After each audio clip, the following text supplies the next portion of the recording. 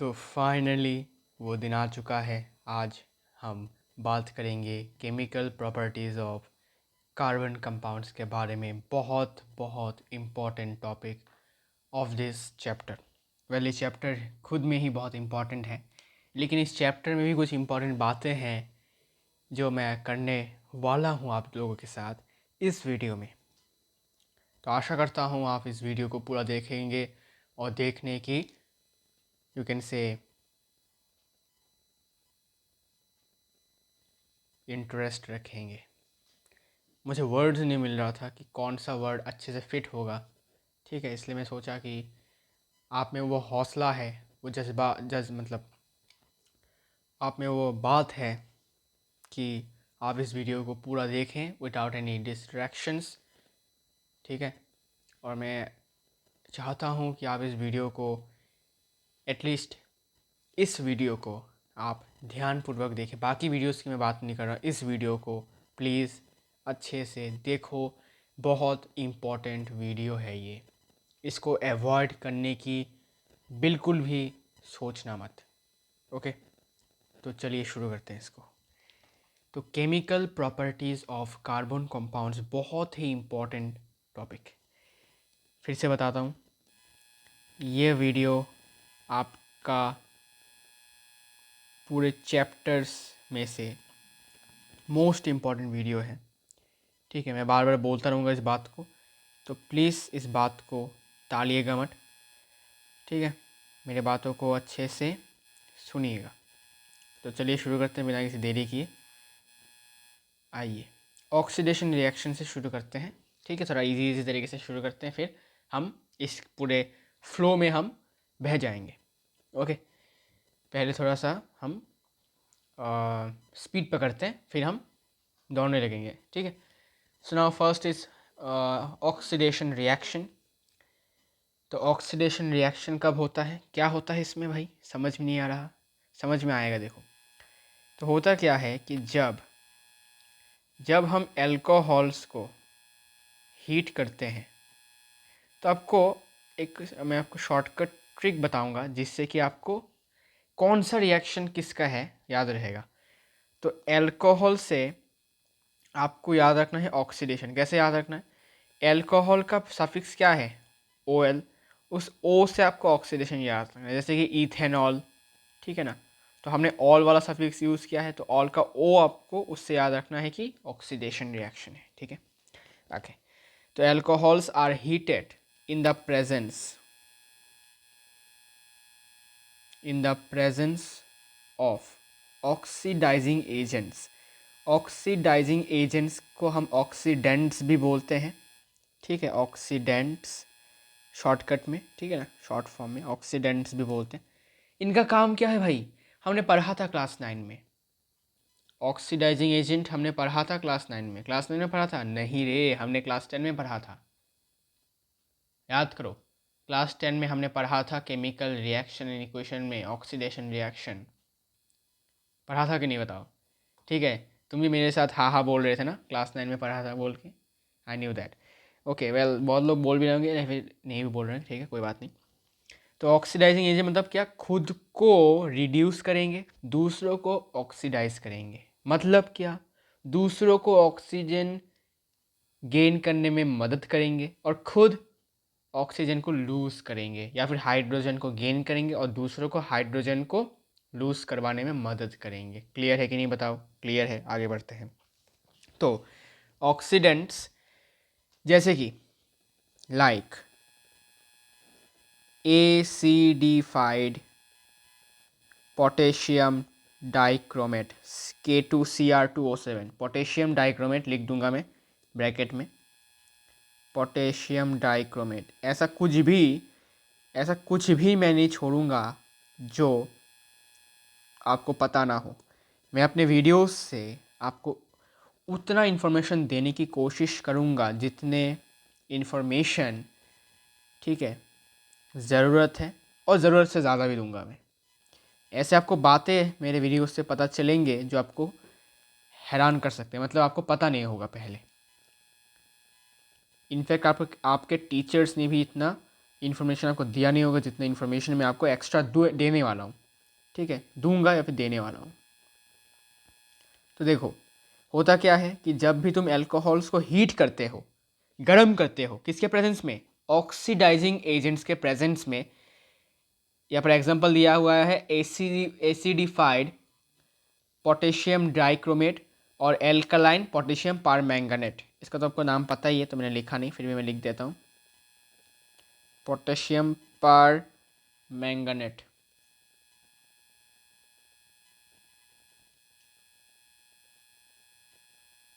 Okay okay, permanganate, हाँ, they are converted to carboxylic acid. तो जब भी ऐसा होता है, एल्कोहल्स को इनको हीट किया जाता है इनके प्रेजेंस में, तो वो कन्वर्ट हो जाते हैं किसमें, कार्बोक्सिलिक एसिड में, कार्बोक्सिलिक एसिड्स में कन्वर्ट हो जाते हैं। अब इस वाले सेंटेंस, इस वाले स्टेटमेंट से तुमको दो वर्ड्स थोड़ा ऑकवर्ड से लगा होगा, थोड़ा ऑड लगा होगा। क्या वर्ड है, मुझे बताओ। एसिडिफाइड है एक, और एक है एल्कलाइन। इन दोनों मतलब, इन दोनों वर्ड्स का यूज़ क्यों किया गया है, what is the use of this words. इसका मतलब ये है कि ये दोनों वर्ड्स, ये जो दो वर्ड्स हैं एसिडिफाइड और एल्कालाइन, ठीक है, ये एंश्योर करते हैं, ठीक है, ये क्या इंश्योर करते हैं, this ensures that oxidising agent loses oxygen. तो इनका कुछ ना कुछ यूज़ है, और इनका यूज़ बहुत ही ज़्यादा महत्वपूर्ण है, बिकॉज ये एंश्योर करते हैं कि जो अपना ऑक्सीडाइजिंग एजेंट है, मतलब पोटेशियम डाइक्रोमेट और पोटेशियम परमैंगनेट, ये अपना ऑक्सीजन लूज करे, ये लोग एंश्योर करते हैं, मतलब कंफर्म, मतलब ये लोग यू कैन से कि नज़र रखते हैं कि भाई तूने ऑक्सीजन लूज़ नहीं किया तो उसको लूज़ करना है, मतलब याद दिला देते हैं कि, ठीक है, उसके उनके पर्सपेक्टिव से बोल रहा हूँ मैं ऐसा। ओके, तो ये एंश्योर करने के लिए है कि भाई हाँ, ये लोग ऑक्सीडाइजिंग एजेंट जो है अपना काम ठीक से निभाएंगे, ठीक है, इनके लिए, इसलिए इसको एसिडिफाइड और एल्कलाइन की ज़रूरत होती है, ठीक है, क्लियर। अच्छा, अब रिएक्शन की बात करते हैं, ठीक है। अब रिएक्शन में क्या होता है, देखो रिएक्शन में होता है, एल्कोहल लेते हैं हम, ठीक है, एल्कोहल लेते हैं, एल्कोहल बहुत सारे हैं, इसमें से हमने लिया इथेनॉल को, ओके, इथेनॉल CH3CH2OH, ठीक है, या फिर तुम लिख सकते हो C2H5OH, ओके, एक ही बात है। तो इसको हमने क्या किया, ऑक्सीजन के प्रेजेंस में, ठीक है, ऑक्सीजन के प्रेजेंस में भी हीट किया। अब ये मत सोचना कि ये वाला ऑक्सीजन, ऑक्सीजन गैस है, मॉलिक्यूल है, ना ना, ये ऑक्सीजन मॉलिक्यूल नहीं है, ये क्या है, ये नेसेंट ऑक्सीजन है, बहुत ज़्यादा रिएक्टिव है, ये ऑक्सीजन का एटॉमिक स्टेट है। जब भी हम एटॉमिक स्टेट को लिखते हैं तो हमें ऐसे थर्ड ब्रैकेट दिया जाता है, मतलब दिया हुआ हमें देना पड़ता है, थर्ड ब्रैकेट। ये बताता है कि ये ऑक्सीजन का मॉलिक्यूल नहीं है, ये सिंगल ऑक्सीजन का एटम है, ये एटम है, इसको कहते हैं नेसेंट ऑक्सीजन। ये बहुत ज़्यादा रिएक्टिव होता है, इसको क्या कहा जाता है, इसको कहा जाता है नेसेंट ऑक्सीजन, ठीक है। आई एम डैम श्योर आपको ये बात पता नहीं होगा पहले, ठीक है, और ये बहुत ज़्यादा रिएक्टिव होता है, वेरी वेरी रिएक्टिव, क्लियर। ये अपना इथेनॉल है भाई साहब, ठीक है, इसका एक और फार्मूला है C2H5OH, क्लियर, ओके। अच्छा, अब इनको हमने क्या किया, किसके प्रेजेंस में हीट किया, हमने इनको हीट किया एसिडिफाइड K2Cr2O7 और या फिर और एल्कालाइन KMnO4। अगर आपके पास पोटेशियम डाइक्रोमेट नहीं है एसिडिफाइड, तो हमने यूज़ किया पोटेशियम परमैंगनेट। अगर पोटेशियम परमैंगनेट नहीं है तो हमने यूज़ किया एसिडिफाइड पोटेशियम डाइक्रोमेट, कुछ भी चलेगा, ओके, ठीक है। तो हमने इसको हीट किया, थोड़ा सा वेट कीजिए, अरे थोड़ा वेट कीजिए, इसको हीट करेंगे, है ना, तो हीट का सिंबल भी दे देते हैं, हीट किया। हीट करने के बाद क्या हुआ, हमें क्या मिलेगा, क्या बोला था, कार्बोक्सिलिक एसिड में कन्वर्ट होगा, तो हमें मिलेगा CH3COOH, ठीक है, प्लस H2O। ओके, तो हुआ क्या है यहाँ पर, एक्चुअली में क्या हुआ है, एक्चुअली में ये जो नेसेंट ऑक्सीजन है इसने इस वाले हाइड्रोजन H2 को यहाँ से हटाकर ये खुद यहाँ बैठ गया, ठीक है, ये खुद यहाँ पर बैठ गया, ठीक है, मतलब यहाँ पर दो ऐसे दो नेसेंट ऑक्सीजन के एटम्स हैं, यहाँ पर दो एटम्स हैं, ठीक है, दो एटम्स हैं, इसमें से एक एटम ने क्या किया, इसको हटाया, H2 को हटाया, हटाकर वो बैठ गया इसके जगह पर, यहाँ पर O बैठ गया, और दूसरा जो ऑक्सीजन एटम है वो उस हटे हुए हाइड्रोजन के साथ जाके बैठ गया और वाटर बन गया। क्लियर, क्या बताया फिर से देखो, यहाँ पर दो ऑक्सीजन एटम्स हैं, इसमें से एक ने इस H2 को हटा दिया, हटा के वो खुद यहाँ पर बैठ गया, तो जो H2 हटाया गया है उस H2 के साथ यहाँ से एक और ऑक्सीजन एटम इसके साथ जाके बैठ गया और H2O बन गया यहाँ पर प्रोडक्ट में। क्लियर, तो अब गौर से देखो CH3COOH, देखो CH3COOH बन गया, कैसे बना, इसके वजह से बना, ऐसे बना, कैसे, इस ऑक्सीजन ने एक यहाँ से H2 हटाया, हटाने के बाद वो खुद बैठ गया और दूसरा जो रिमेनिंग ऑक्सीजन एटम है वो हाइड्रोजन मतलब H2 के साथ जाके बैठ के वाटर बन गया। क्लियर, क्लियर हुआ। अब इसको हम क्या कहेंगे, इस वाले एसिड को क्या कहेंगे, ये तो ऑब्वियसली एसिड है, ठीक है ना, कार्बोक्सिलिक एसिड है, इसका नाम क्या होगा, नेमिंग करते हैं, चलो, दो कार्बन है तो इथेन, इथ होगा, इथेन होगा, सॉरी इथेन, ठीक है, इथेन, एन क्यों है, बिकॉज सिंगल बॉन्ड है दोनों के बीच में। ओके, अब ये COO है, कार्बोक्सिलिक एसिड के लिए क्या लगता है, ओइक एसिड, ई के बाद ओ आ गया, ई कैंसिल, तो क्या रहेगा, इथेन ओइक एसिड, बस सिंपल, इथेनोइक एसिड, ये है IUPAC नेम। इसका एक और नाम भी है, क्या नाम है, एसिटिक एसिड, जो हम बचपन से पढ़ते आ रहे हैं, एसिटिक एसिड, एसिटिक एसिड, ये है IUPAC नेम है इथेनोइक एसिड, और कॉमन नेम है एसिटिक एसिड। इसका एक और फॉर्मूला भी है, आप चाहो तो उसको ऐसे लिख सकते हो, C2H4O2, C2H4O2, ऐसे भी आप उसको लिख सकते हो, ठीक है।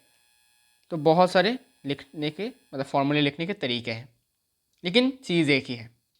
ओके, तो क्या देखा कि ऑक्सीडेशन रिएक्शन में क्या हुआ, एल्कोहल कन्वर्ट हो गया कार्बोक्सिलिक एसिड में इन the presence of acidified potassium dichromate या फिर एल्कलाइन पोटेशियम परमैंगनेट। ओके, अब हम कुछ एक्स्ट्रा, अगर आपको जानना है कुछ एक्स्ट्रा कि एक्चुअली में क्या हुआ रिएक्शन में, तो मैं आपको जानने के लिए यहाँ पर आ गया हूँ। तो आपको इतना था कि पढ़ना है, ठीक है, अगर आपको थोड़ा एक्स्ट्रा जानने की मतलब यू कैन से इंटरेस्ट है, you are keen to know more, और मैं बताने वाला हूँ वैसे भी, तो एक्स्ट्रा बातें हम यहाँ पर करेंगे, एक्स्ट्रा बातें, ठीक है।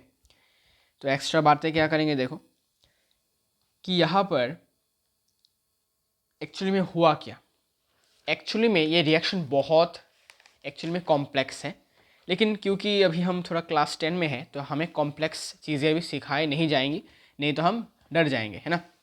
तो हुआ क्या, यहाँ पर हुआ क्या कि अपना जो इथेनॉल है CH3CH2OH, है ना, तो हमने इसको क्या लिखा, कुछ ऐसे लिखा, ठीक है, इसको हमने कुछ ऐसे लिखा कि H को मैंने ऐसे लिखा, ठीक है। ये तो कॉन्डेंस्ड फार्मूला था, CH2 क्या है, कॉन्डेंस्ड फार्मूला है, हमने अभी स्ट्रक्चरल फार्मूला लिखा है इसे। ओके, और OH को हमने कुछ ऐसे लिखा। क्लियर, अब देखो यहाँ पर जो दो हाइड्रोजन है तो ये क्या होगा, देखो यहाँ से अभी ऑक्सीजन लूज होगा, लॉस ऑफ ऑक्सीजन एटम, ठीक है, loss of oxygen atom. Actually यहाँ पर ऑक्सीजन मत लिखो, सिर्फ लॉस लिखो, ठीक है। लॉस हुआ है इन दो हाइड्रोजन का, इन दो हाइड्रोजन का लॉस हुआ। रुको, इसको ऐसे लिखता हूँ। इन दो हाइड्रोजन का लॉस हुआ, होने के बाद बीच में एक इंटरमीडिएट प्रोडक्ट भी बना। क्या बना?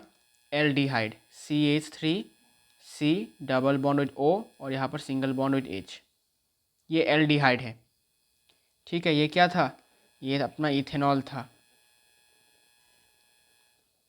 ये अपना इथेनॉल था और बीच में बना aldehyde after loss of hydrogen, ठीक है। लॉस ऑफ यहाँ पर हाइड्रोजन, ठीक है, जिससे कि क्या हुआ? ऑक्सीडाइज हुआ। लॉस ऑफ हाइड्रोजन मतलब क्या? ऑक्सीडेशन। ओके, तो यहाँ पर ऑक्सीडेशन हुआ। होने के बाद क्या हुआ? हमें एल्डिहाइड मिला। फिर से क्या हुआ? फिर से ऑक्सीडेशन हुआ। अरे, इंक चेंज करना पड़ेगा। फिर से ऑक्सीडेशन हुआ। कैसे? एडिशन ऑफ ऑक्सीजन, ठीक है, एडिशन ऑफ ऑक्सीजन। एन देखो कैसे, कहाँ पर ऑक्सीजन ऐड हुआ? अब होगा, देखो कहाँ पर ऑक्सीजन ऐड, यहाँ देखो, CH3C double bond with O और यहाँ पर OH। तो इस H के साथ यहाँ पर एक और ऑक्सीजन ऐड हुआ। तो एडिशन ऑफ ऑक्सीजन भी क्या होता है? ऑक्सीडेशन। और लॉस ऑफ हाइड्रोजन क्या होता है? ऑक्सीडेशन। तो दोनों केसेस में ऑक्सीडेशन हुआ, होकर अल्टीमेट में हमें क्या मिला? ये क्या है? ये हमारा कार्बोक्सिलिक एसिड है, ठीक है। कार्बोक्सिलिक एसिड कैसे? बिकॉज ये फंक्शनल ग्रुप किसका है? कार्बोक्सिलिक एसिड का फंक्शनल ग्रुप है ये, ओके। कार्बोक्सिलिक एसिड का फंक्शनल ग्रुप है ये। तो यहाँ पर हमें कार्बोक्सिलिक मिला, कार्बोक्सिलिक एसिड मिला। अब कार्बोक्सिलिक एसिड में कौन सा? इथेनॉइक एसिड, ठीक है, इथेनॉइक एसिड।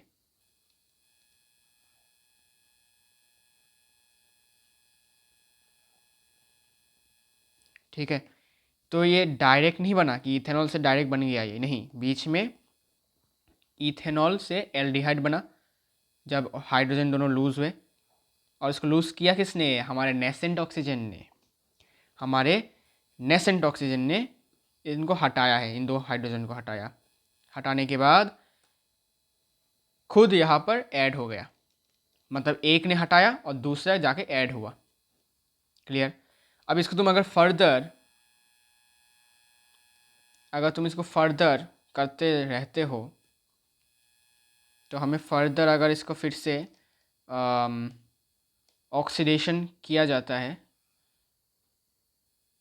तो हमें मिलेगा CO2 plus H2O plus energy. अगर हम फर्दर इसमें ऑक्सीजन ऐड करते जाए तो, फर्दर अगर ऑक्सीजन ऐड करते जाए तो, ओके, अगर हम फर्दर ऑक्सीजन ऐड करते जाएंगे तो हमें ऐसा मिलेगा, ठीक है। अब यहाँ पर एक और बात भी है, एक और एक्स्ट्रा बात है यहाँ पर, मैं आपको बताता हूँ अभी, देखो, ठीक है। देखो, ये बात आपको कोई बताएगा नहीं, मैं बताता हूँ। देखो, तो देखो, इथेनॉल जो है, जब ये एल्कलाइन पोटेशियम परमैंगनेट के साथ रिएक्ट करता है, ठीक है,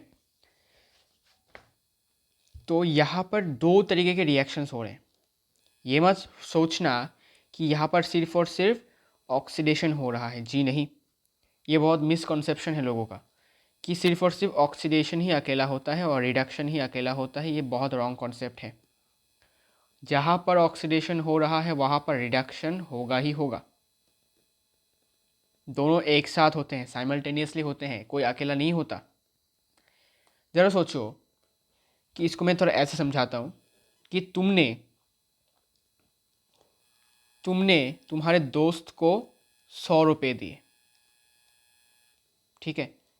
सो तुम्हारा दोस्त तो 100 रुपये से, मतलब तुम्हारा दोस्त को 100 रुपये ज़्यादा है, तुम्हारे दोस्त के पास 100 रुपये ज़्यादा है, लेकिन तुम्हारे पास 100 रुपये कम है। ये बात है, ये बात आपको ध्यान रखना है कि जहाँ पर ऑक्सीडेशन हो रहा है वहाँ पर रिडक्शन भी हो ही रहा है। जब कोई ऑक्सीडाइज हो रहा है, कोई ना कोई रिड्यूस तो हो ही रहा है, वरना वो ऑक्सीडाइज कैसे होता? बिकॉज बिना रिडक्शन के ऑक्सीडेशन नहीं होता और बिना ऑक्सीडेशन के रिडक्शन नहीं होता। दोनों लिंक्ड है बहुत। बहुत लोग सोचते हैं कि नहीं भाई सिर्फ ऑक्सीडेशन हो रहा है, रिडक्शन तो हो ही नहीं रहा। ये बहुत गलत कॉन्सेप्ट है। ऑक्सीडेशन के साथ रिडक्शन होता ही है। जैसे कि मैंने आपको दिखाया अभी एग्जांपल कि आपने आपके दोस्त को 100 रुपये दिए, तो उसके पास 100 रुपये ज़्यादा है और आपके पास 100 रुपये कम है, मतलब आपका लॉस हुआ है, लॉस ऑफ ऑक्सीजन कह सकते हो, और उसका गेन ऑफ ऑक्सीजन हुआ है। यहाँ पर ऑक्सीडेशन हुआ है, यहाँ पर रिडक्शन हुआ है। तो क्या सिर्फ तुम्हारे दोस्त का सिर्फ और सिर्फ 100 रुपये बढ़ा? नहीं, तुम्हारे दोस्त का 100 रुपये ज़्यादा है, तुम्हारा भी 100 रुपये कम हुआ है। ऐसा नहीं कि तुम्हारा 100 रुपये कम नहीं हुआ, तुमने इसको दिया है ना, ऐसा नहीं कि तुम्हारा 100 रुपये कम नहीं हुआ, तुम्हारा भी तो 100 रुपये कम हुआ है, तुम्हारा भी लॉस हुआ है, उसका गेन हुआ है। तो ऑक्सीडेशन रिडक्शन दोनों लिंक्ड है साइमल्टेनियसली। अकेला कोई नहीं होता, ऑक्सीडेशन के साथ रिडक्शन भी होता है। तो मैं आपको दिखाऊंगा अभी, देखो। तो इथेनॉल के साथ एल्कलाइन सपोज इसने रिएक्ट किया, हीट हुआ, हीटिंग करने के बाद क्या हुआ, हमें मिल गया इथेनॉइक एसिड और H2O। लेकिन एक और बात भी यहाँ पर ऐड करना पड़ेगा। इथेनॉइक एसिड के बाद एक प्रेसिपिटेट फॉर्म होता है, brown precipitate of manganese dioxide plus इसके बाद H2O। अब बोलोगे भाई ये कहाँ से आ गया भाई, ये तो किसी ने बताया नहीं, किसी ने तो बताया नहीं हमें ऐसे इसके बारे में। पहले मैं आपको बताता हूँ कि कौन रिड्यूस हो रहा है और कौन ऑक्सीडाइज हो रहा है। इथेनॉल ऑक्सीडाइज होकर इथेनॉइक एसिड बन जाता है, ठीक है। आप बोलोगे कैसे? तुम फार्मूला देखो, बस तुम फार्मूला देखो और मुझे बताओ कि क्या ये ऑक्सीडाइज नहीं हुआ क्या। C2H5OH और इथेनॉइक एसिड का CH3COOH। यहाँ पर ऑक्सीजन एक था, यहाँ पर ऑक्सीजन दो है, तो ऑक्सीजन यहाँ पर ऐड हुआ है ऑब्वियसली, मतलब कि ऑक्सीडेशन हुआ है। सिंपल सी भाई कॉन्सेप्ट है, और कुछ करना है क्या।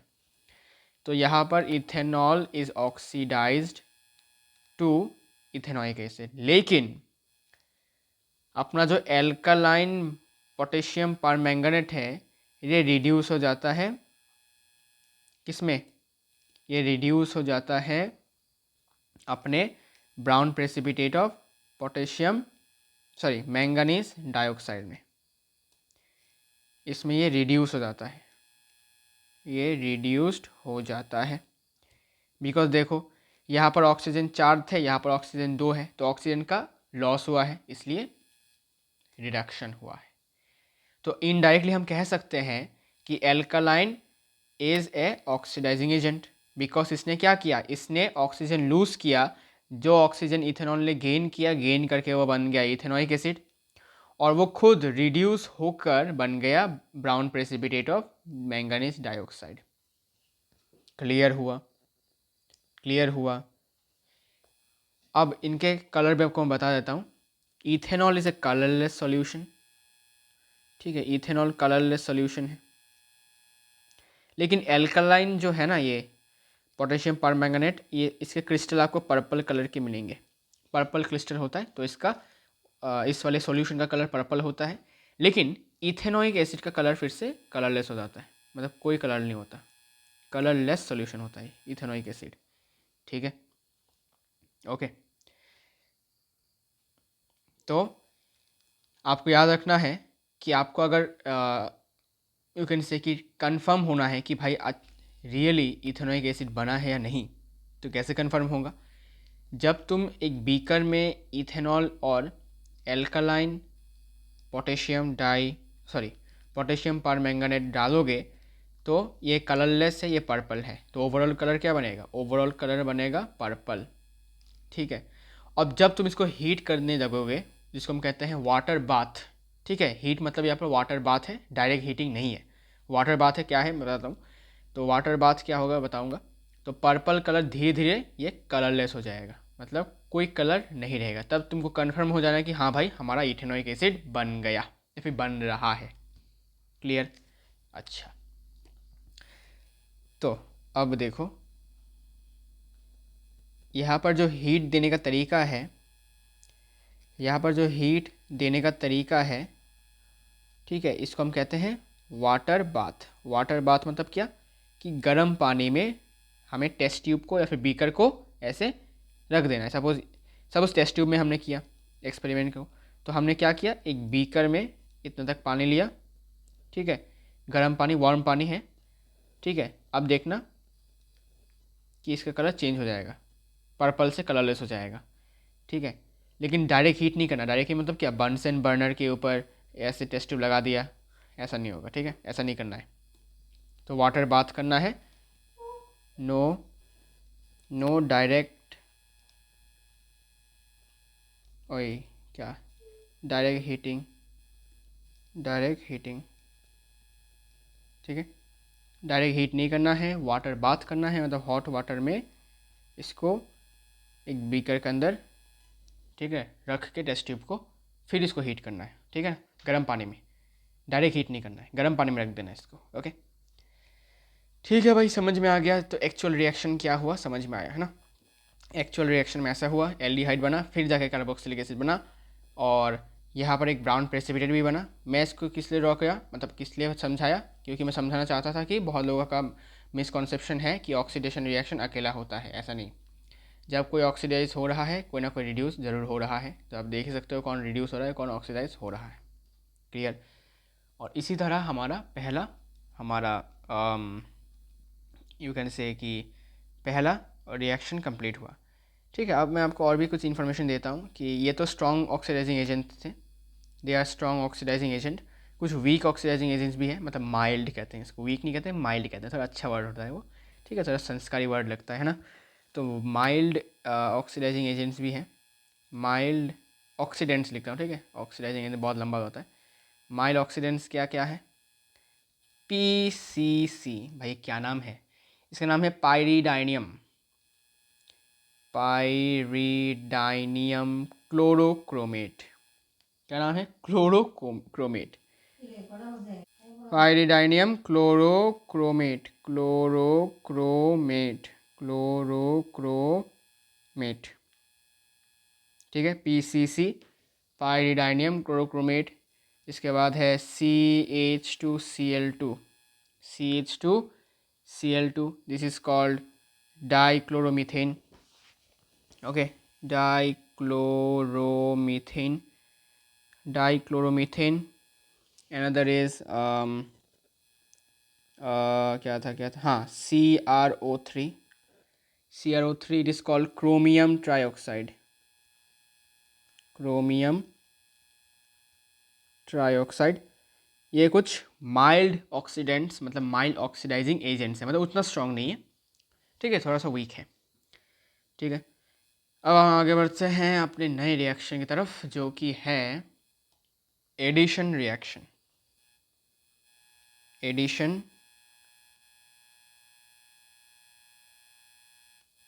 रिएक्शन,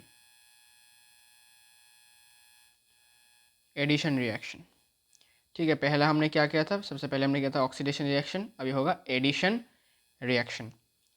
तो एडिशन रिएक्शन में हम क्या करेंगे, देखो एडिशन रिएक्शन में क्या है, इसका काम क्या है देखते हैं। एडिशन रिएक्शन में होता क्या है कि जब एक unsaturated, when an unsaturated hydrocarbon, hydrocarbon को मैंने AC लिखा है, hydrocarbon combines with hydrogen, bromine, etc. to give a single product,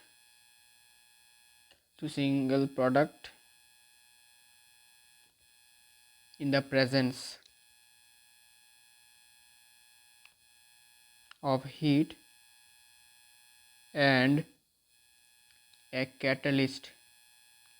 catalyst मतलब जो रिएक्शन के स्पीड को घटा या फिर बढ़ा सकता है, लाइक निकल, पैलेडियम, प्लेटिनम। अब एडिशनल रिएक्शन जो है ये अपना कॉम्बिनेशन रिएक्शन जैसा है। यू कैन राइट कॉम्बिनेशन, मतलब समझने के लिए, कॉम्बिनेशन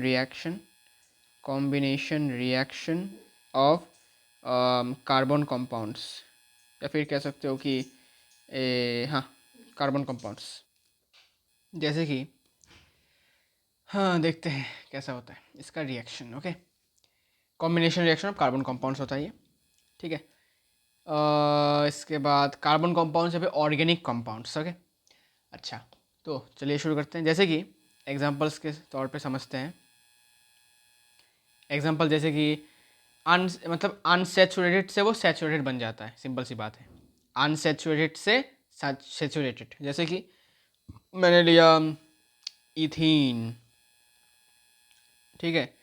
इसमें मैंने क्या किया, इसमें जब हाइड्रोजन ऐड होता है, कॉम्बाइन होता है इन द प्रेजेंस ऑफ निकल कैटलिस्ट, पैलेडियम कैटलिस्ट, ओके, तब हमें मिल जाता है इथेन। क्या मिल जाता है, हमें मिल जाता है इथेन। तो देखो इथीन क्या था, अच्छा सॉरी यहाँ पर डबल बॉन्ड होगा, डबल बॉन्ड देखा नहीं मैंने। तो देखो, तो हमें पता है कि डबल बॉन्ड वाले और ट्रिपल बॉन्ड वाले जितने भी कंपाउंड्स हैं वो होते हैं अनसेचुरेटेड, मतलब उनमें हम अभी भी और भी कंपाउंड और भी हाइड्रोजन एटम ऐड कर सकते हैं। तो इनमें डबल बॉन्ड है, इनमें 2 हाइड्रोजन ऐड किया। तो मैंने आपको बताया था कि जब भी हम एक कोवैलेंट बॉन्ड को ऐड करते हैं तो हमें क्या होता है, तो 2 हाइड्रोजन एटम हट जाते हैं। तो हमने यहाँ पर क्या किया, हमने 2 हाइड्रोजन एटम को ऐड किया है। 2 हाइड्रोजन एटम्स को 2 हाइड्रोजन एटम्स को ऐड किया है। इसका मतलब क्या, यहाँ से एक कोवैलेंट बॉन्ड हट जाएगा, मतलब उल्टा होगा। तो यहाँ पर 2 कोवैलेंट बॉन्ड है, तो 2 हाइड्रोजन एटम ऐड किया तो एक कोवैलेंट बॉन्ड हट जाएगा। तो देखो यहाँ पर एक कोवैलेंट बॉन्ड हट गया, हटने के बाद 2 हाइड्रोजन ऐड होंगे, तो यहाँ पर टोटल 6 है। और यहाँ पर देखो टोटल हाइड्रोजन 4 थे, 2 ऐड हुआ तो यहाँ पर 6 हाइड्रोजन हो गया टोटल। ये है, देखो ये अनसेचुरेटेड है, इथीन है, और ये सैचुरेटेड इथेन है। ये इथीन है और ये इथेन है, ठीक है। मतलब एडिशन रिएक्शन का मतलब होता है कि अनसैचुरेटेड से सैचुरेटेड बन जाएगा, ठीक है, ठीक है, ओके। एक और एग्जांपल लेते हैं, बहुत सारे, और एक एग्जांपल लेता हूँ। जैसे कि अभी लेता हूँ कि ethyne, CH triple bond CH, इसमें जब मैं हाइड्रोजन ऐड करूँगा इन प्रेजेंस ऑफ आइदर निकल और पैलेडियम लाइक कैटलिस्ट, तब क्या होगा, कुछ नहीं, एक बॉन्ड हट जाएगा तो CH2 डबल बॉन्ड CH2, अभी भी अनसैचुरेटेड है, ठीक है ना, अभी भी अनसैचुरेटेड है। तो अभी भी अनसैचुरेटेड है, तो हम क्या करेंगे, हम फिर से इसको in presence of with the help of catalyst हम हीट करेंगे। हीट करने के बाद हमें मिल जाएगा CH3। अब ये है सैचुरेटेड, मतलब ये था इथाइन अनसैचुरेटेड, इसमें 2 हाइड्रोजन ऐड किया, एक कोवैलेंट बॉन्ड चला गया, फिर हमें मिला इथीन। इथीन में ये भी अनसैचुरेटेड है, इसमें हमने फिर से हाइड्रोजन ऐड किया, ओके। हाइड्रोजन ऐड करने के बाद हमें क्या मिला, एक कोवैलेंट बॉन्ड हट गया, हटने के बाद हमें मिला अल्टीमेटली इथेन, ठीक है। तो जितना 2 हाइड्रोजन ऐड होगा तो एक कोवैलेंट बॉन्ड हट जाएगा, ओके, लाइक दिस। तो ये है अपना इथाइन अनसैचुरेटेड, फिर बीच में बना इथीन जो कि फिर से अनसैचुरेटेड, फिर आता है अपना इथेन जो कि सैचुरेटेड, मतलब इसमें हम और हाइड्रोजन एटम ऐड नहीं कर सकते, ठीक है, ओके। अच्छा, इसके बाद अब हम इसका एप्लीकेशंस देखते हैं। एप्लीकेशंस क्या क्या है, एप्लीकेशंस ये है कि vegetable oil,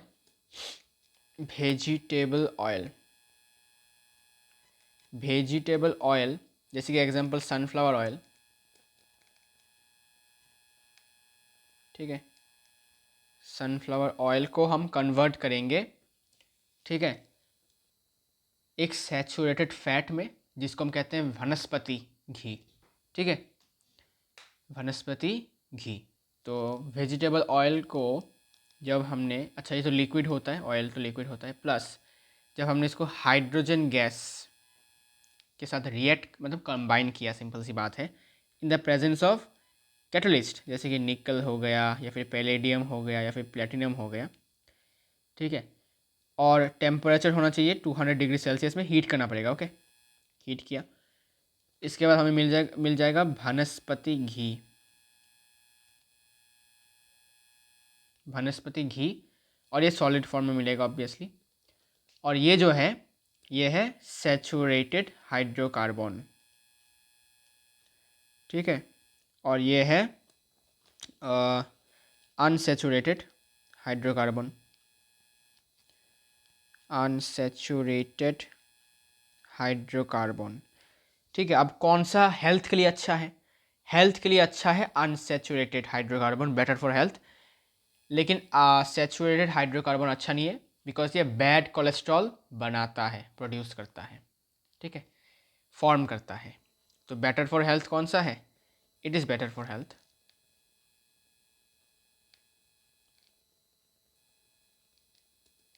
better for health. और ये अनहेल्दी, बिकॉज ये बैड कोलेस्ट्रॉल को बनाता है। ओके, इसलिए बैड है। अच्छा, अब यहाँ पर ये जो अपने आपके सामने जो 3 कैटलिस्ट दिख रहे हैं, ये एक्चुअली है positive catalyst. These are positive catalyst. अब ये पॉजिटिव कैटलिस्ट का मतलब क्या है?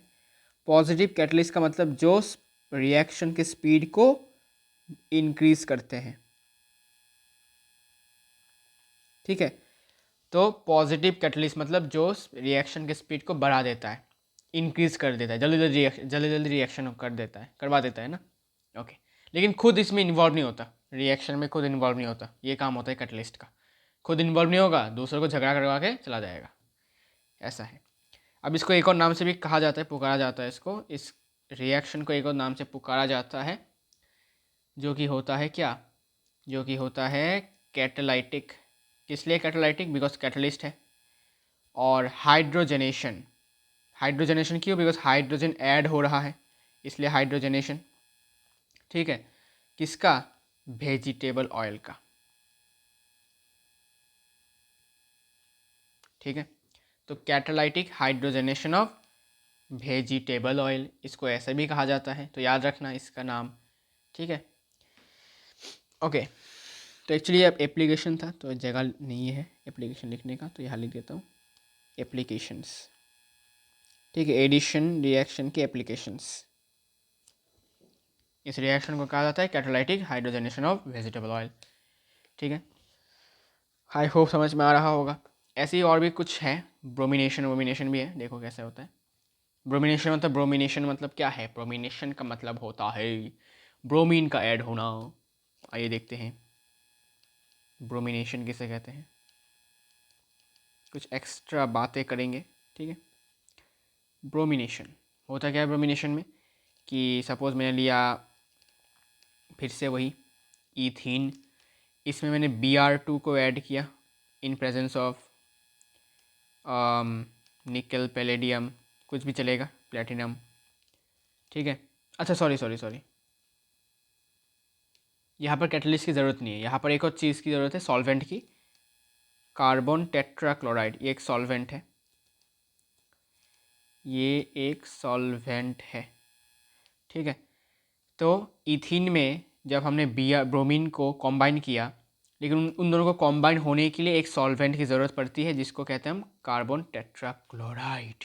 ओके, चलिए अब इससे क्या होगा कि इससे एक बॉन्ड, एक कोवेलेंट बॉन्ड टूट जाएगा, तो CH2 होगा, और इनके साथ एक Br जुड़ जाएगा, दो Br है ना इसमें, तो एक Br इसके साथ, एक Br इसके साथ जुड़ जाएगा। इसी प्रोसेस को हम कहते हैं ब्रोमिनेशन। क्लियर? इसके बाद है हाइड्रेशन।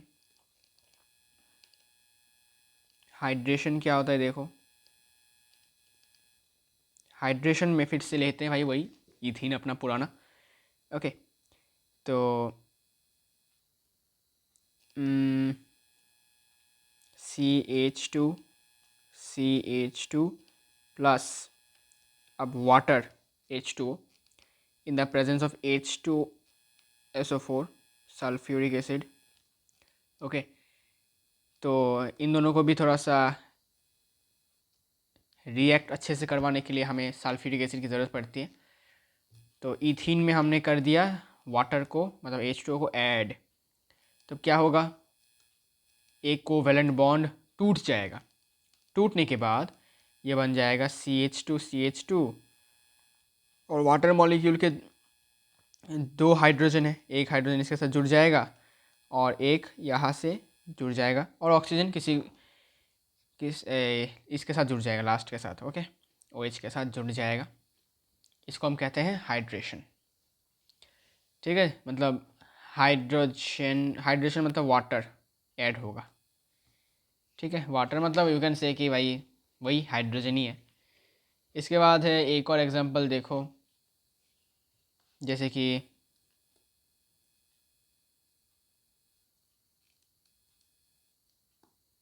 देखिए एक और एग्जांपल भी है। ठीक है, बहुत सारे एग्जांपल्स हैं। इसके बाद सपोज़ एक और एग्जांपल है, देखो इथीन में अभी suppose bromic acid HBr bromic acid add हुआ, कॉम्बाइन हुआ, तो क्या बनेगा, बनेगा कुछ ऐसा CH2 एक कोवलेंट, दो में से एक कोवलेंट बॉन्ड टूट जाएगा और इसके साथ हाइड्रोजन जुड़ जाएगा, इसके साथ ब्रोमीन जुड़ जाएगा। ठीक है, सिंपल। तो देखो एडिशन हो रहा है ना, एडिशन हो रहा है, एडिशन हो रहा है, इसलिए इसको कहा जाता है एडिशन रिएक्शन। ठीक है, एडिशन हो रहा है इसलिए एडिशन रिएक्शन कहा जाता है। क्लियर? अच्छा, और कुछ और कुछ और कुछ और कुछ तो नहीं चाहिए। Okay, now combustion reaction. ठीक है, combustion reaction,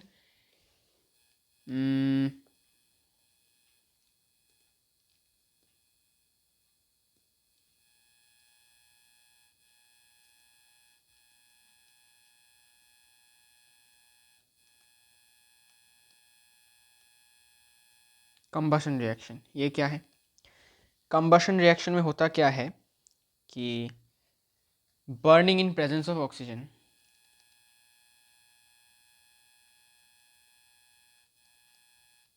burning in presence of oxygen. ठीक है, और आपको एक बात याद रखना है कि कोई भी दुनिया का कोई भी हाइड्रोकार्बन, ठीक है, जब भी उनको हम मतलब कंबशन करवाते हैं तो वो हमेशा सेम प्रोडक्ट देता है, कार्बन डाइऑक्साइड, जल और एनर्जी। ये तीन चीज़ें हमेशा देता है। ठीक है, जल नहीं है ये, एक्चुअली हाइड्रोजन गैस है। ओके, नॉट जल, ये गैस है, वाटर वेपर है, वाटर वेपर।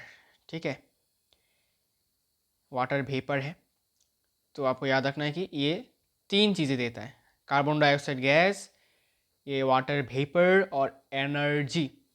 एनर्जी मतलब क्या, हीट और लाइट। ठीक है, एनर्जी में लिख लो ब्रैकेट में हीट और लाइट, हीट और लाइट, हीट और लाइट। ठीक है, अब देखते हैं इसके एग्जाम्पल्स। ठीक है, अब देखो कॉम्बशन होता है क्या कि इसमें ऑक्सीडेशन होता है। ठीक है, रिडक्शन भी होता है, लेकिन हम यहाँ पर ऑक्सीडेशन की बात करते हैं सबसे पहले कि कौन ऑक्सीडाइज हो रहा है, कौन कौन ऑक्सीडाइज हो रहा है। तो देखते हैं। तो सपोज एक हाइड्रोकार्बन है,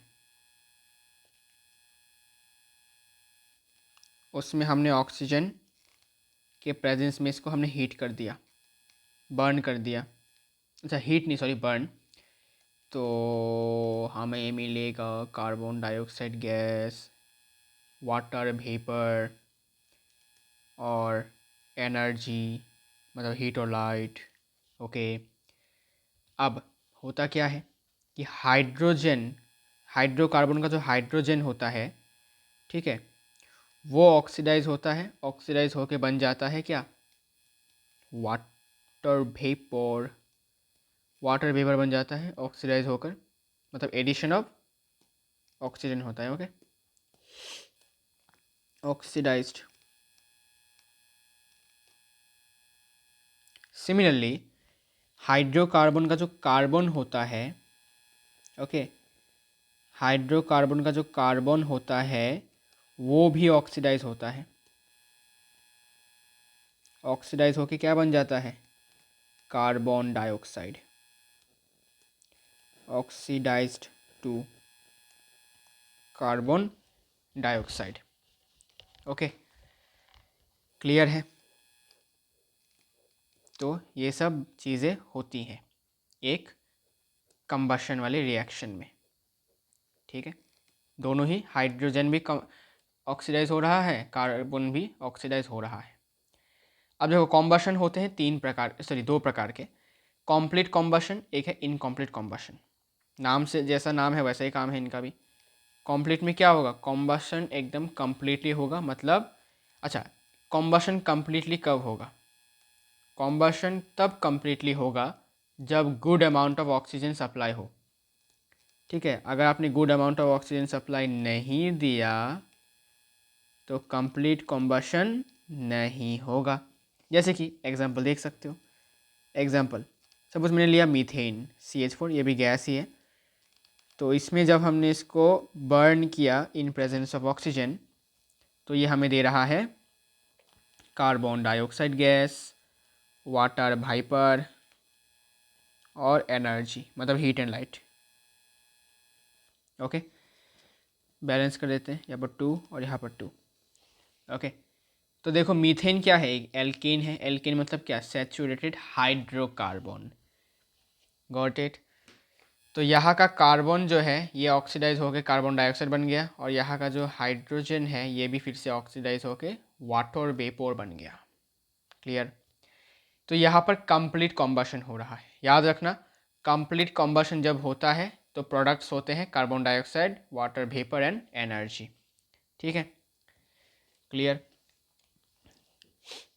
जैसे कि अच्छा एक और बात, natural gas,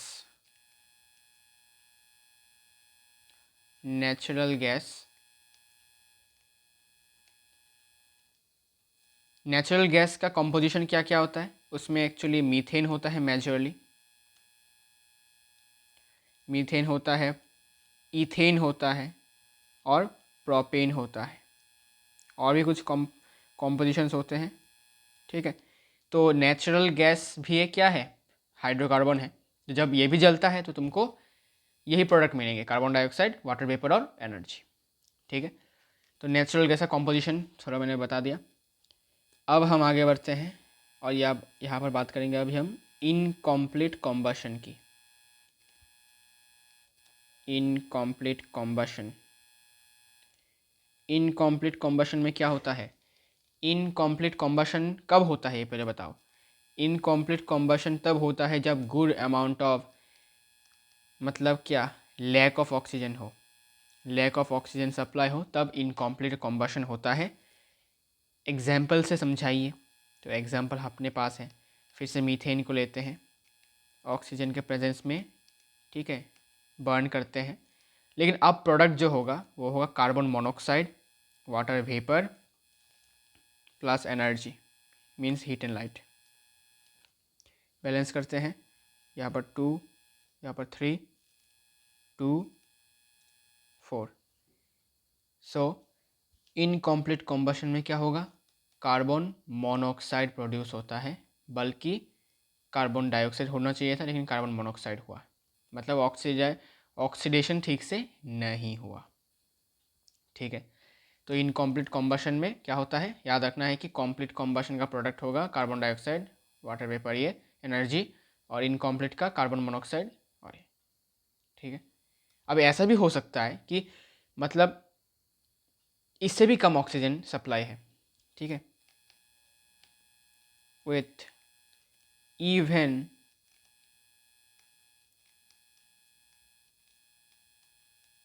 less oxygen, okay, with even less oxygen, मतलब इससे भी कम ऑक्सीजन जब होगा तब क्या प्रोड्यूस होगा, तब होगा, फिर से लेते हैं सपोज मीथेन को, गैस है, ऑक्सीजन भी गैस है, तो यहाँ पर मैंने स्टेट लिखा नहीं, ये जी होगा, ये भी जी होगा, तो अब होगा अनबर्न्ड कार्बन प्रोड्यूस होता है, ठीक है, अनबर्न्ड कार्बन प्रोड्यूस होता है। अनबर्न्ड कार्बन मतलब क्या, जो ठीक से जल नहीं पाते वो कार्बन होते हैं, ठीक है, और ये कम्स आउट एज सूट। अब ये सूट क्या है, सूट का मतलब है कि सपोज तुम एक मोमबत्ती ले लो भाई, एक मोमबत्ती ले लो आराम से, लेने के बाद मोमबत्ती के फ्लेम के ऊपर एक चम्मच पकड़ लो, मेटल का चम्मच पकड़ लो, तुमको देखने को मिलेगा कि चम्मच का नीचे का जगह पूरा काला बन गया, काला हो गया, वो और कुछ नहीं बल्कि अनबर्न्ड कार्बन होता है, ठीक है, जो जम जाता है, मतलब वो इकट्ठा हो जाता है, उसको हम कहते हैं सूट, सिंपल, बस और कुछ नहीं, क्लियर, ओके। अब आपको ये याद रखना है कि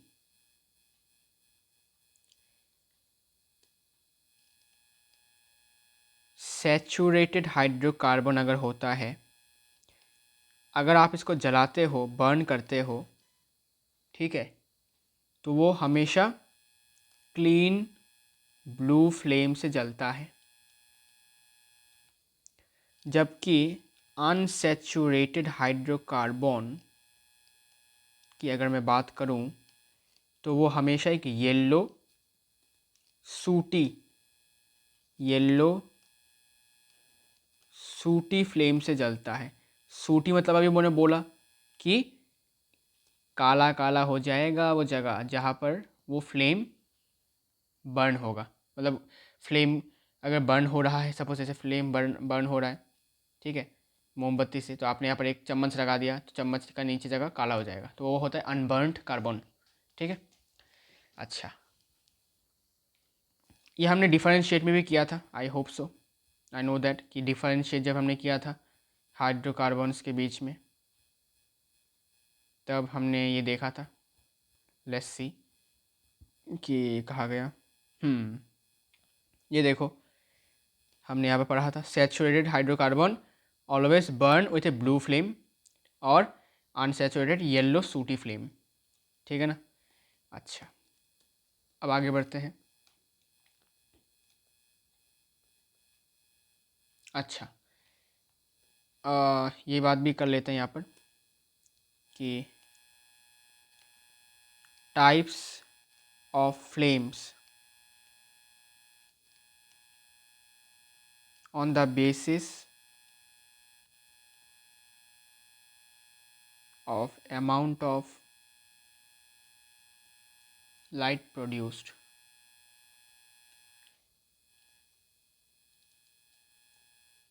तो क्या हुआ कि कितने अमाउंट में लाइट प्रोड्यूस हो रहा है उसके बेसिस में भी हम फ्लेम्स को डिस्टिंग्विश कर सकते हैं। कैसे, पहला लूमिनस फ्लेम, लूमिनस फ्लेम कब कहेंगे, लूमिनस फ्लेम तब कहेंगे जब ये good amount of produces good amount of light, good amount of light, जैसे कि एग्जांपल कैंडल, कैंडल का फ्लेम क्या होता है, बहुत ही उजाला होता है, बहुत ज़्यादा लूमिनस होता है। ठीक है, जब भी घर पर करंट चला जाता है तो हम कैंडल के फ्लेम से क्या करते हैं, अपने सराउंडिंग को एनलाइटन करते हैं। नॉट एनलाइटन मीन्स थोड़ा सा लाइट अप करते हैं। ठीक है, एनलाइटन का मतलब कुछ और है। ओके, लूमिनस फ्लेम हो गया। अब नॉन लूमिनस देखते हैं क्या है। नॉन लूमिनस फ्लेम है जब produces less amount of light.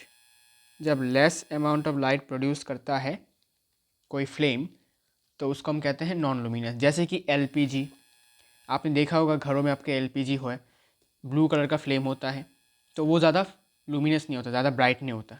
ठीक है, आप इस एक्सपेरिमेंट कर सकते हो अपने घर में कि लाइट ऑफ करके आपको क्या करना है कि एलपीजी को जला देना है। ठीक है, तो अब ये देखोगे कि उतना ज़्यादा उजाला होता नहीं है, लेकिन आप एक कैंडल को जलाओगे तो पूरा घर उजाला हो जाता है, मतलब पूरा रूम उजाला हो जाता है। ठीक है ना, रोशनी से।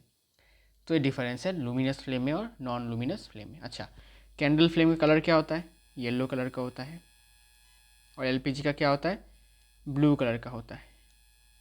और अभी हमने पढ़ा कि सैचुरेटेड हाइड्रोकार्बन ब्लू फ्लेम से जलता है और अनसैचुरेटेड येलो सूटी फ्लेम से। इसका मतलब कैंडल एक अनसैचुरेटेड हाइड्रोकार्बन है, जबकि एलपीजी एक सैचुरेटेड है, because saturated blue flame, unsaturated yellow flame. Clear. अब देखो कुछ बातें करेंगे हम। ठीक है, अब कुछ बातें करेंगे। ये एक ओवरव्यू है। ठीक है, सैचुरेटेड हाइड्रोकार्बन। तो अगर तुम इसको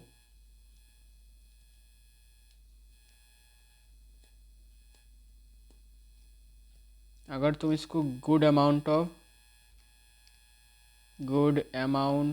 ऑफ ऑक्सीजन दोगे तो क्या होगा, तो ये कंप्लीट कॉम्बशन होगा।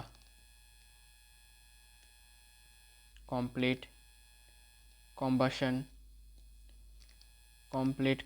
होगा। ठीक है, और कंप्लीट कॉम्बशन के बाद क्या क्या मिलेगा, मतलब किस फ्लेम से जलता है वो कंप्लीट कॉम्बशन में, क्लीन ब्लू फ्लेम। ठीक है, क्लियर। और अगर हमने लैक ऑफ ऑक्सीजन हो गया, अगर हमने ठीक से ऑक्सीजन सप्लाई नहीं दिया तो कैसा कॉम्बशन होगा, सैचुरेटेड हाइड्रोकार्बन कैसे जलेगा, इनकम्प्लीट होगा उसका कॉम्बशन। इनकम्प्लीट कॉम्बशन होगा।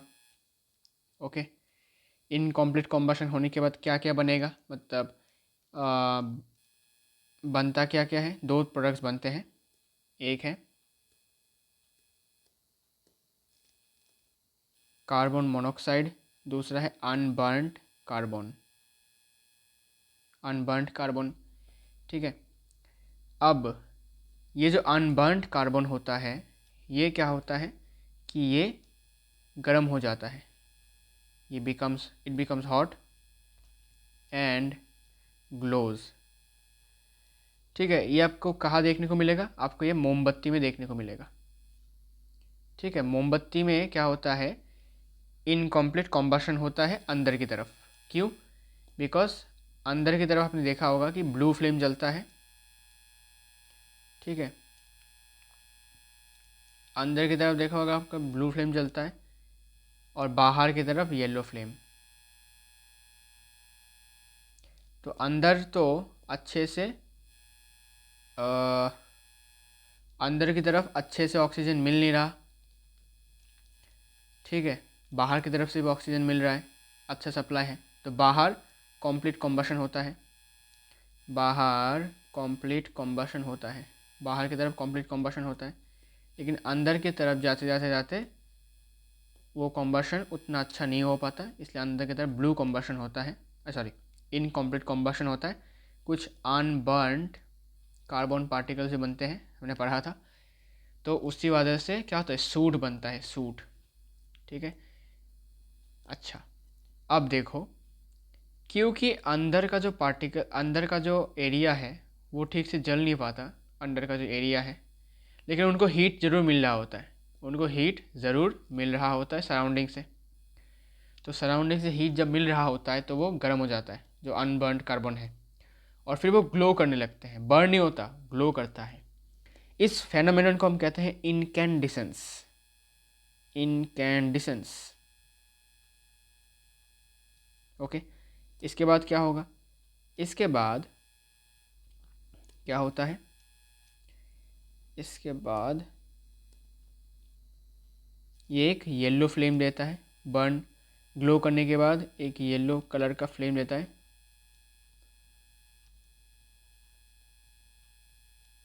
एंड फ्लेम को छोड़ देता है एज सूट। ठीक है, कार्बन जल जाता है। जलने के बाद, ग्लो करने के बाद ये फ्लेम को येलो कलर देता है, फिर भी गैस बन जाता है ऑब्वियसली। ठीक है, और एक रेसिड्यू टाइप छोड़ जाता है जिसको हम कहते हैं सूट।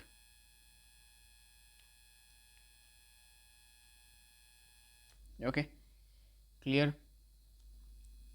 स्पेशली आपने अपने घरों में देखा ही होगा, आपका अगर एलपीजी का चूल्हा है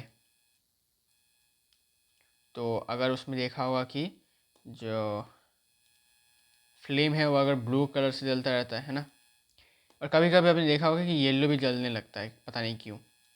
तो आपको समझ जाना है कि सप्लाई जो है ऑक्सीजन का वो इनअप्रोप्रिएट है, आई मीन सफिशिएंट नहीं है। तो उसी कारण से ये येलो फ्लेम से जलने लगता है। तो आपको वो जो बर्नर होता है ना, उसको आपको क्लीन करना है, जिससे कि ब्लू फ्लेम से जलने लगेगा फिर से। क्लियर। और इतना तक ही था कॉम्बशन में। Now we are going to talk about substitution reaction. Last type of reaction है सब्स्टिट्यूशन रिएक्शन। सब्स्टिट्यूशन रिएक्शन, ठीक है, ये कह सकते हो one kind of displacement reaction of organic compounds.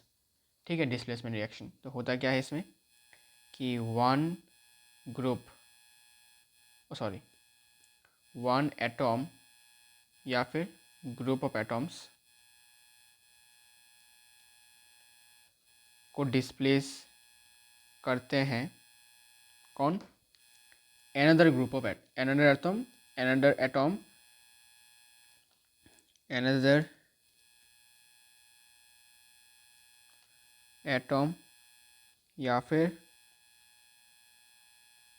Group of atoms. ठीक है,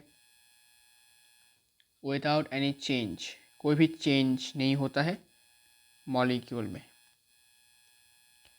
without any change in the rest of the molecule.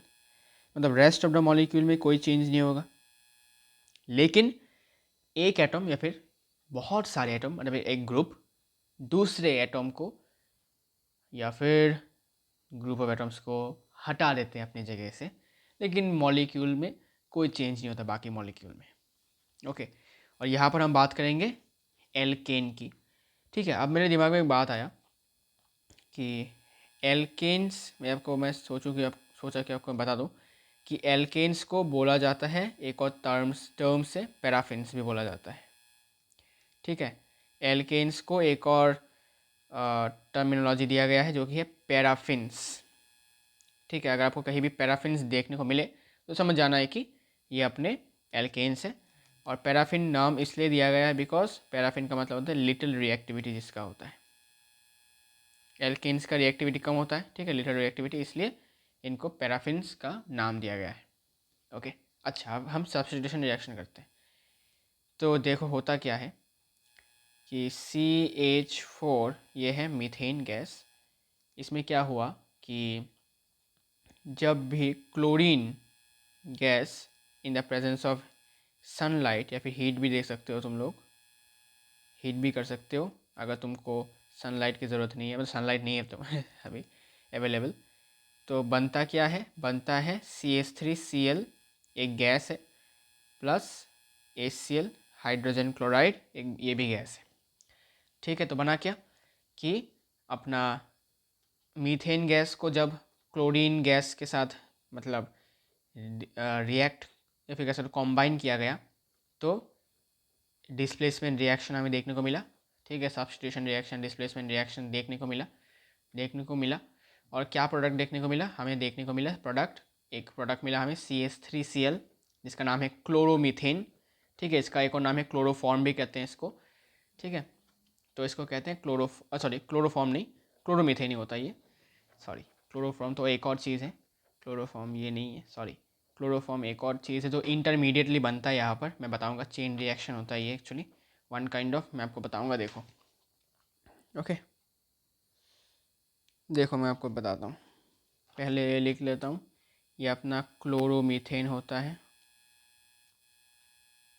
इस प्रोडक्ट का नाम है क्लोरोमीथेन, और इसका नाम है हाइड्रोजन क्लोराइड, ठीक है। ये HCl हाइड्रोक्लोरिक एसिड नहीं है, ये गैस है हाइड्रोजन क्लोराइड, ओके।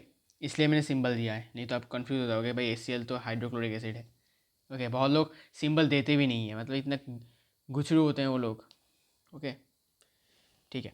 अब देखो आपको अगर पढ़ना है तो इतना तक पढ़ सकते हो, अगर आपको एक्स्ट्रा बात है थोड़ा सा, you want to learn extra, तो अब बताता हूँ कैसा होता है। चेन रिएक्शन होता है यहाँ पर, होता क्या है कि सपोज मैंने CH4 को थोड़ा सा ऐसे लिखा, अरे यार गलती बार बार कर देता हूँ मैं यहाँ पर, CH4 को मैंने ऐसे लिखा, ठीक है, मीथेन को, तो अभी इसके साथ Cl2, मतलब क्या, 2 Cl ऐसे ऐसे, Cl ऐसा Cl ऐसा, रुको, अब हुआ क्या कि इस Cl के साथ ये वाला हाइड्रोजन के साथ ये क्या करता है, इसको डिस्प्लेस कर देता है, यू कैन से, ठीक है, इसको डिस्प्लेस कर देता है ये क्लोरीन का एटम, ये क्लोरीन का एटम इसको, इस हाइड्रोजन को हटाकर वो खुद बैठ जाता है यहाँ पर, ठीक है, इन द प्रेजेंस ऑफ सनलाइट, मैंने लिखा नहीं हुआ सनलाइट, ओके। तो क्या बन जाता है, देखो AC, यहाँ पर Cl बन गया, यहाँ पर H, यहाँ पर H प्लस HCl, ठीक है, ये गैस है, ओके। लेकिन रिएक्शन यहाँ पर स्टॉप नहीं होता, ये जो रिएक्शन है यहाँ पर स्टॉप बिल्कुल नहीं होता, इसके बाद रिएक्शन चलता जाता है, चलता जाता है, जबकि ये क्या बन जाता है, दिखाता हूँ, देखो, ठीक है। इसके बाद फिर से रिएक्ट होगा, फिर से Cl2 के साथ रिएक्ट करके Cl जो एटम है ये इस हाइड्रोजन को हटाएगा, फिर से इस वाले को हटाने के बाद क्या मिलेगा हमें मिलेगा HCl, H, यहाँ पर Cl प्लस HCl, ओके। तो इसका नाम क्या है, इस वाले कंपाउंड का नाम है methyl chloride, methyl chloride, okay. और इसका नाम क्या है, what is the name of this, इसका नाम है मिथाइलिन क्लोराइड, मिथाइलिन क्लोराइड। अब यहाँ पर रिएक्शन नहीं रुकता, रिएक्शन चलता जाता है, कैसे, देखो, इसको थोड़ा नीचे लेके आता हूँ तो it will be better,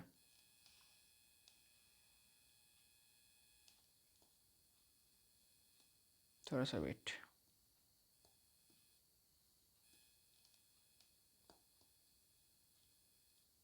methylene chloride, तो इसका फॉर्मूला कुछ ऐसा होता है CH2Cl2, ठीक है, मिथाइलिन क्लोराइड। इसके बाद या फिर आप कैसे तो डाइक्लोरोमीथेन भी लिख सकते हो इसको, ठीक है, डाइक्लोरोमीथेन भी लिख सकते हो, कोई दिक्कत नहीं है। अच्छा, इसके बाद रिएक्शन रुकता नहीं है, रिएक्शन चलता जाता है, रिएक्शन फिर से Cl, ओके, प्लस का साइन देना भूल गया, सॉरी।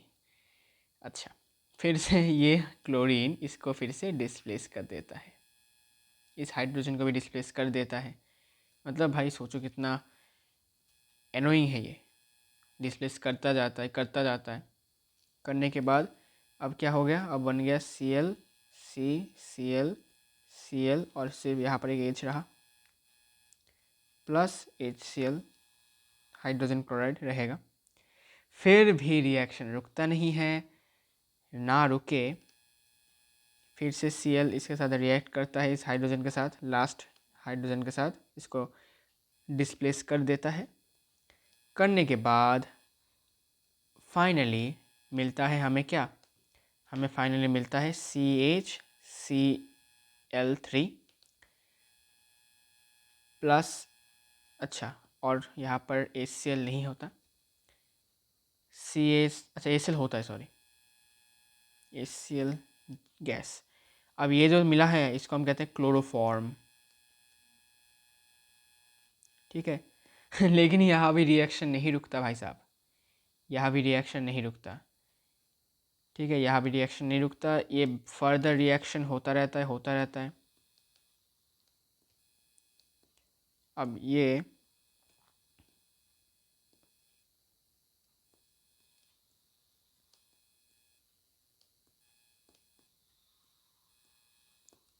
फर्दर रिएक्ट होकर इसके साथ फिर से क्या रिएक्ट होता है, फिर से इसके साथ Cl2 रिएक्ट करता है, होकर ये बन जाता है CCl4 carbon tetra chloride. At last ये हमारा लास्ट प्रोडक्ट है, कार्बन टेट्रा क्लोराइड, ठीक है। बहुत ही एनोइंग सा चीज़ है ना, मतलब ये जो रिएक्शन है ना इसको हम रोक नहीं सकते, okay, that's why, this is the reason. नहीं तो हम कब का रोक देते भाई, बीच में रुक जा रहे, रुक जा भाई, ऐसे करके बोल देते हैं ना, लेकिन हमारे हाथों में नहीं था। तो क्लोरीन इसका फ़ायदा उठाते उठाते देखो जितने भी हाइड्रोजन थे यहाँ पर सबको उसने डिस्प्लेस कर दिया। पहले नीचे इसको किया, फिर नीचे वाले को किया, फिर साइड वाले को किया, फिर ऊपर वाले को किया। करने के बाद लास्ट में क्या बन गया, एक कार्बन रह गया और चारों के चारों स्थानों को दखल कर दिया किसने, Cl ने, ओके, और बन गया कार्बन टेट्रा क्लोराइड, ठीक है। बीच में बहुत सारे कुछ बने, मिथाइलिन क्लोराइड बना, मिथाइल क्लोराइड, फिर मिथाइलिन क्लोराइड, फिर एट लास्ट हमें मिल गया कार्बन टेट्रा क्लोराइड, ठीक है। और बीच में एक और चीज़ बना क्लोरोफॉर्म, ओके। तो भाई साहब बहुत ख़तरनाक है, ओके। अच्छा, ये था एक्चुअल रिएक्शन, इसको कहते हैं हम चेन रिएक्शन, चेन रिएक्शन, इसको कहते हैं चेन रिएक्शन। एंड हेंस ये हमारा ख़त्म होता है यहाँ पर सब्स्टिट्यूशन रिएक्शन, ओके। और HCl कैसे बना है तो मैंने बोला ही नहीं, तो HCl बना कैसे, देखो Cl ने इसको हटा दिया, हटा के इसको Cl मतलब खुद बैठ गया यहाँ पर Cl, तो जो हाइड्रोजन था वो यहाँ आ जाएगा, तो HCl बन गया और यहाँ पर ये CH3Cl और यहाँ पर HCl, क्लियर, ओके। तो ये कुछ एक्स्ट्रा था और आज का वीडियो हम यहाँ पर एंड करेंगे। हमारा रिएक्शन सब कुछ हो चुका है, मतलब केमिकल प्रॉपर्टीज़ में जो रिएक्शंस थे 4 तरीके के वो हो चुका है। आप नेक्स्ट वीडियो में हम chemical properties of ethanol and ethanoic acid को डिस्टिंग्विश करेंगे, मतलब डिस्क्राइब करेंगे ब्रीफली, इसके बाद डिफरेंशिएट, इसके बाद एक सोप्स एंड डिटर्जेंट्स बाकी हमारा, ओके। वेल कोई बात नहीं, धीरे धीरे चैप्टर हमारा एंड की तरफ बढ़ता जा रहा है एंड आई डोंट थिंक कि इतने कम वीडियोस में ये चैप्टर ख़त्म हो जाएगा। I didn't expect that because may be मेरा पढ़ाने का स्पीड थोड़ा ज़्यादा था, या फिर मे बी मेरे वीडियोस जो थे उसका लेंथ अप्रोप्रिएट था कि मेरे 2-5-6 वीडियोस में हो जाता है, ठीक है। तो देखा जाए तो मेरे वीडियोस का अगर हम प्लस करते हैं आवर्स तो मे बी 5-6 आवर्स के वीडियोस हो जाते हैं, ठीक है, बिकॉज मेरे यूजुअली वीडियोस 1 आवर्स के ज़्यादा होते हैं। So I can understand and it is better actually, because 1 hour करके देखना इज़ बेटर, बिकॉज 1 आवर तक हम अच्छे से कंसंट्रेट कर लेते हैं किसी ना किसी तरह। 40 मिनट्स तक कर पाते हैं, लेकिन 1 आवर किसी न किसी तरीके से हो जाता है, ठीक है ना। तो मैं इसलिए 1 आवर का वीडियोज़ बनाता रहता हूँ एंड आई होप आप लोग पसंद आता होगा वीडियोस और इन्फॉर्मेटिव लगा होगा। और मैं आशा करता हूँ कि ऐसे बहुत सारी इन्फॉर्मेशंस हैं जो मैं आपको दे पाया, जो आपके बुक्स में या फिर आपके नॉलेज में नहीं था, ओके। सो मिलते हैं नेक्स्ट वीडियो में।